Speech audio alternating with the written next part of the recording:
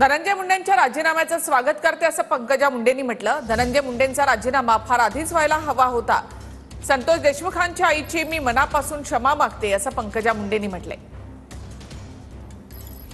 धनंजय मुंडेंचा राजीनामा झालाय, मी त्याचंही स्वागत करते।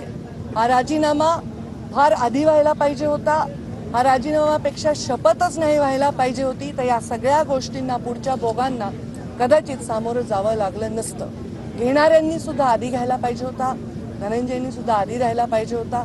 या सगळ्या वेदनांपासून कदाचित गरिमामय त्याला एक मार्ग मिळाला असता।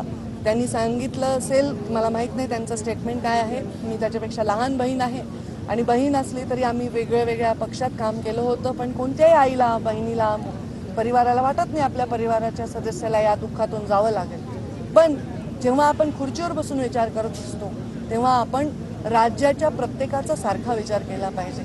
त्या पोराच्या परिवाराच्या, त्याच्या जीवाच्या वेदनांपुढे हे काहीही मोठा निर्णय नाही आहे। त्यांनी तो घेतलाय, ते योग्यच केलेलं आहे। मला वाटतं देर आहे टार्गेट दिलेलं आहे की हेच प्रश्न विचारा।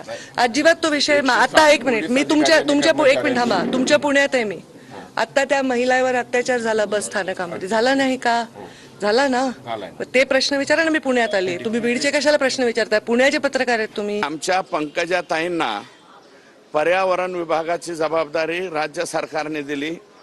संपूर्ण देशामध्ये सुद्धा त्यांना पर्यावरणाचं बघावं लागतं, पूर्ण जगामध्ये पर्यावरणाचं त्यांना पाहावं लागतं।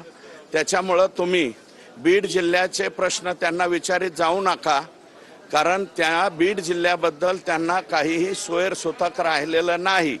इथून पुढं त्यांना प्रश्न विचारायचे असतील तर डोनाल्ड ट्रम्प, बायडन, त्याच्यानंतर पुतीन, गाझापट्टी, डेन्मार्क, जर्मनी आणि अजून इतर तत्सम देशाबद्दल तिथलं हवामान वातावरण कसं आहे याच्यावरतीच प्रश्न विचारित जा।